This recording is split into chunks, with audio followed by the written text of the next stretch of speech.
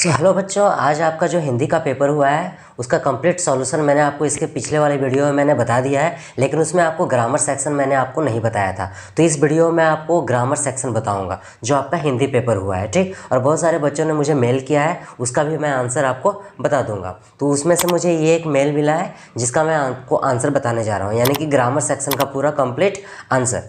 Okay, इसलिए पूरा video को ध्यान से देखिएगा।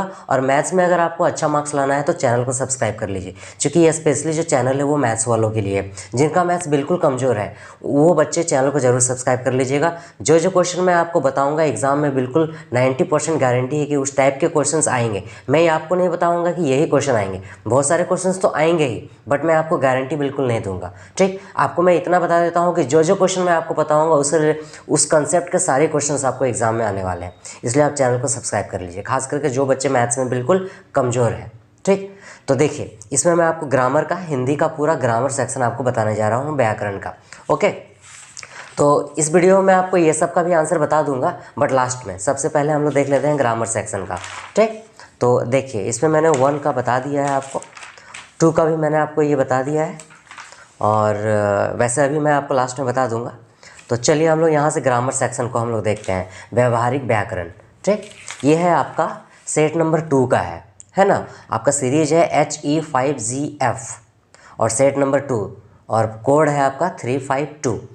सेट 1 हो या फिर 3 हो, उसमें भी आपको ये क्वेश्चंस आपको मिल जाएंगे, बट इधर उधर आपका नंबरिंग जो है वो दूसरा रहेगा।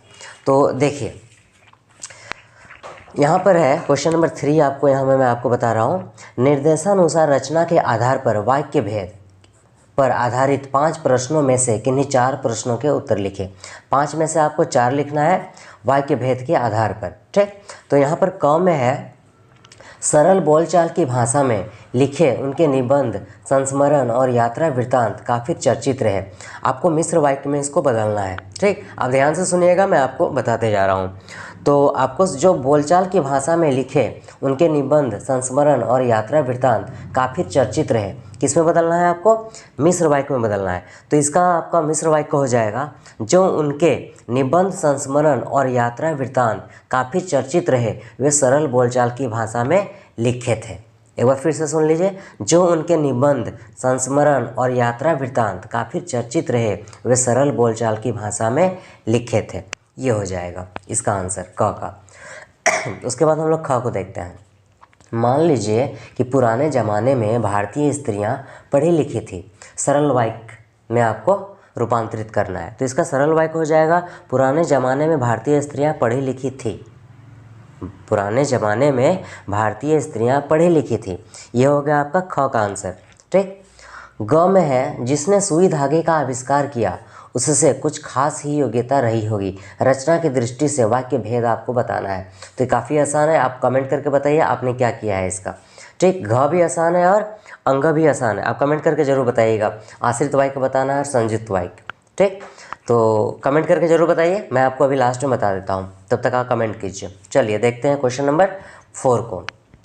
यहाँ पर देखिए 4 में क्या है, निर्देशानुसार वाच्य पर आधारित 5 प्रश्नों में से किन्हीं 4 प्रश्नों के उत्तर लिखिए, ठीक। वाच्य का है ये। चलिए क को देखते हैं। भोर में लोगों ने गीत नहीं सुनाया। भोर में लोगों ने गीत नहीं सुना। वाच्य पहचान कर वाच्य भेद का नाम लिखना है आपको। तो इसका क्या होगा, आपको वाच्य को पहचान कर इसका आंसर लिखना है। तो बहुत आसान है, इसका भी आप कमेंट करके बताइए, मैं आपको अभी बता देता हूँ। पहले ख को हम लोग देख लेते हैं। ख में है, उनके द्वारा मुझे सच्चाई का एहसास कराया गया। कर्तृवाच्य में बदल लिए, किस में बदलना है?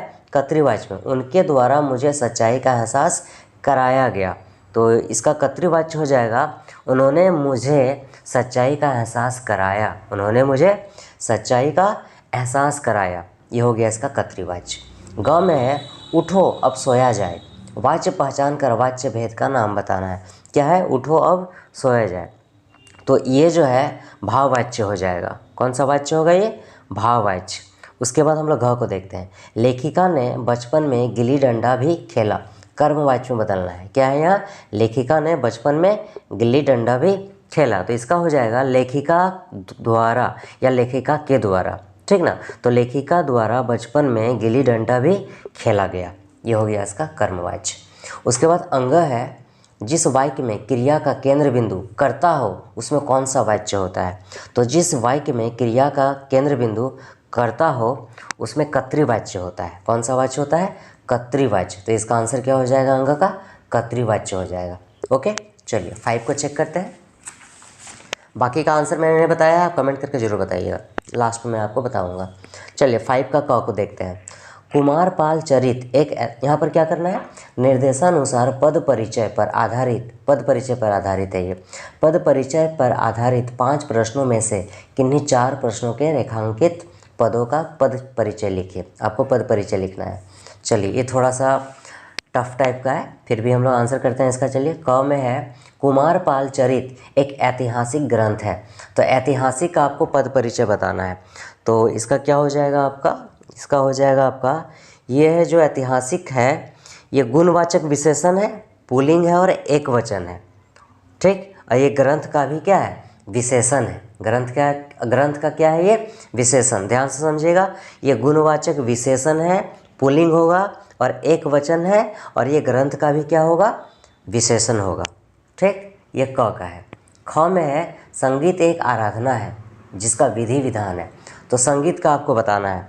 तो संगीत का आपका क्या होगा? आपको इसको हम लास्ट में देखते हैं, तब तक हम जो मुझे आ रहा है उसको पहले मैं आपको बता देता हूँ। ग में है हालदार साहब जीप में बैठकर वहाँ से चले गए। तो वहाँ से है यहाँ, तो वहाँ से है, तो ये आपका स्थानवाचक क्रिया विशेषण हो जाएगा। क्या हो जाएगा? स्थानवाचक क्रिया विशेषण। और अव्यय होगा चले गए, इस क्रिया का क्रिया विशेषण है। ठीक, नेक्स्ट है घ में, वह सफल अवश्य है किंतु एक लंबे संघर्ष के बाद ही यह संभव हो पाया। किंतु का बताना है। तो ये हो जाएगा आपका समुच्चय बोधक अव्यय। क्या हो जाएगा? समुच्चय बोधक अव्यय होगा ये। ठीक, चलिए अंग में, गांधी जी के व्यक्तित्व और कृतित्व ने उन्हें प्रभावित किया। तो उन्हें का आपको बताना है। तो इसका हो जाएगा अन्य पुरुषवाचक सर्वनाम, बहुवचन पुल्लिंग हो जाएगा। उन्हें है तो बहुवचन पुल्लिंग होगा। ठीक, और पुरुषवाचक सर्वनाम हो जाएगा। तो ये हो गया आपका पद परिचय। उसके बाद 6ठा नंबर को हम लोग देखते हैं। 6ठा में निर्देशानुसार अलंकार पर आधारित 5 प्रश्नों में से किन्हीं 4 प्रश्नों को रेखांकित काव्य पंक्तियों में अलंकार की पहचान लिखिए। आपको अलंकार बताना है 5 में कौन कौन सा ये अलंकार है। तो सबसे पहले हम लोग क को देखते हैं। हनुमान की पूंछ में लगन न पाई आग, लंका सिगरी जल गई, गए निशाचर भाग। तो ये जो है ना वो हो जाएगा आपका अतिशयोक्ति अलंकार हो जाएगा। क्या हो जाएगा? अतिशयोक्ति अलंकार। अतिशयोक्ति अलंकार, ये अतिशयोक्ति अलंकार होगा। ठीक, ख में है यो जलद यान में विचर था, इंद्र खेलता इंद्रजाल। ये हो जाएगा आपका रूपक अलंकार। रूपक अलंकार। ठीक, ग में है परहित सरिस धर्म नहीं भाई, पर पीड़ा सम नहीं अधमाई। ठीक, तो ये हो जाएगा आपका उपमा अलंकार। क्या हो जाएगा? उपमा अलंकार। ठीक, घ में है गाकर गीत विरह की तरनी, वेगवती बहती जाती है, मानवीकरण अलंकार। मानवीकरण अलंकार हो जाएगा ये। तो जटिल नीन मलिन जगमगती सिख सुहाई नाक, मनो अली चंपक कली बसी रसू लेत निषाद। तो ये हो जाएगा आपका उत्प्रेक्षा अलंकार। ठीक, तो ये 6 का 6 मैंने आपको बता दिया इधर, और बाकी सब का आंसर मैं आपको फास्टली बता देता हूँ। पिछला वीडियो में ऐसे मैंने आपको बता दिया है। 7 नंबर का देखिए, 7 का क नंबर, धान की रोपाई करने वाले हलवाहों पर बाल गोविंद के गीत का क्या प्रभाव पड़ता था?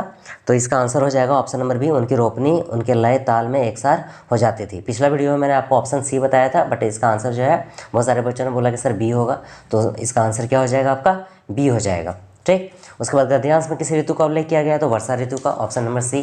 नेक्स्ट है आपका ग नंबर, कथन और कारण बताना है। तो इसका आंसर जो है वो ऑप्शन नंबर सी होगा, कथन सही और कारण कथन की सही व्याख्या करता है। घ नंबर में औरतें कलेवा लेकर मेड़ पर क्यों बैठी थी? तो इसका आंसर हो जाएगा ऑप्शन नंबर डी, थके हारे आदमियों की सुधा शांत करवाना चाहती थी। अंगा में है उनका कंठ एक से एक शब्द को संगीत के जीने में चढ़ाकर कुछ को ऊपर स्वर्ग की ओर भेज रहा है, कहाँ से नहीं है? तो गीतों में लोकत्व की अनुभूति का ठीक, नेक्स्ट है आपका क्वेश्चन नंबर 8 में ये आपको पूरा पढ़ना था। ठीक, आपको आंसर मैं आपको कर देता हूँ। तो क में है गोपियों द्वारा कृष्ण को राजनीतिज्ञ क्यों कहा गया, तो इसका जो आंसर है वो हो जाएगा आपका प्रेम में छल कपटपूर्ण व्यवहार करने के कारण।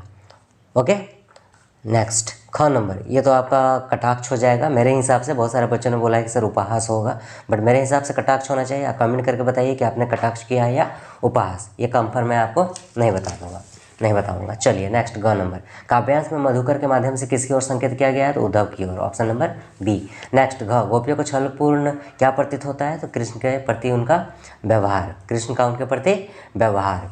अंग में आंसर ऑप्शन नंबर डी हो जाएगा। कथन सही है किंतु कारण कथन की सही व्याख्या नहीं करता है। नेक्स्ट, इधर आपका पूरा क्वेश्चन आंसर है जो कि आपने लिख लिया होगा सभी बच्चों ने अपने अपने तरीके से। और बाकी इधर मैं आपको बता देता हूँ। क्वेश्चन नंबर 1 ये आपने पढ़ लिया होगा, मैं आपको आंसर कर देता हूँ फटाफट।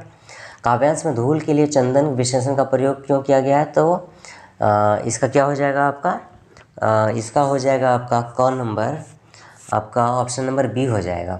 ठीक ना, उसके रंग का उल्लेख करने के लिए। ओके, नेक्स्ट है ख, किशोरियों की कोकिल कंठी तान से क्या अभिप्राय है, तो ऑप्शन नंबर डी, किशोरियों का गायन कर्णप्रिय और मधुर है। नेक्स्ट, कवि ने जी भर के क्या भोगा, तो इंद्रिय सुख, ऑप्शन नंबर सी। नेक्स्ट, ये घ और अंग जो है आप सभी बच्चों ने अपने अपने तरीके से लिखा होगा, तो इसका आंसर मैं आपको नहीं बताऊंगा। आंसर देखना है तो पूरा पिछला वीडियो जाकर के आप देख सकते हो। चलिए नेक्स्ट क्वेश्चन नंबर 2, ये पूरा आपको गद्यांश पढ़ना था और आपको आंसर देना था। चलिए आंसर बता देता हूँ। क नंबर, गद्यांश में भारतीय संस्कृति के किस तत्व का उल्लेख नहीं किया गया है, तो इसका आंसर आपका क्या हो जाएगा, सेकेंड का क का इसका जो सही आंसर है वो हो जाएगा आपका, सेकेंड का क का सही ऑप्शन आपका डी होगा, व्यष्टि उत्थान को प्राथमिकता। ठीक, नेक्स्ट ख नंबर, तो ख का आंसर जो है यहाँ पर हो जाएगा आपका ऑप्शन नंबर डी, कथन व कारण दोनों सही है तथा कारण कथन की सही व्याख्या करता है। पिछला क्लास में मैंने एक्सप्लेन कर दिया है, जाके देख लीजिएगा। मैं आपको इसमें ऑप्शन का आंसर केवल कर दे रहा हूँ, ऑप्शन नंबर डी होगा इसका। ग नंबर में है, इस नश्वर संसार में मैं का कोई महत्व नहीं है, कथन में प्रयुक्त मैं का अर्थ है एकल। मैं का अर्थ क्या है, एकल। बहुत सारे बच्चों ने अहंकार किया है बट एकल होगा।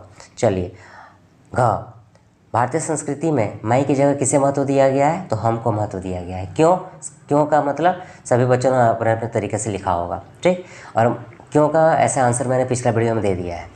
अंग, भारतीय संस्कृति के अक्षुण्ण बने रहने के क्या कारण है, किन्हीं 2 कारणों का उल्लेख कीजिए। सभी बच्चों ने अपने अपने तरीके से दिया होगा। इसका आंसर इस पैराग्राफ से यहाँ पर आपको लिखना था, तो अपने अपने तरीके से लिखना है आंसर, कोई एक फिक्स नहीं है, सभी बच्चे का लिखने का तरीका अलग अलग है। चलिए नेक्स्ट, ये ग्रामर सेक्शन मैंने आपको बता दिया। ठीक, और बाकी इधर भी मैंने आपको बता दिया। बाकी क्वेश्चन आंसर आई होप कि आपने पूरा लिख लिया होगा, काफ़ी इजी पूछा गया है। ठीक, तो इस वीडियो में आपको इतना ही बताऊँगा। किसी को और भी आंसर अगर चाहिए तो आप PDF बना करके मुझे मेल कर दीजिए, मैं कोशिश करूँगा कि उसका भी आंसर आपको प्रोवाइड करवा दूँ। ठीक, और चैनल को सब्सक्राइब कर लीजिए जिन बच्चों को मैथ्स में पास होना है अच्छे मार्क्स से। Thank you.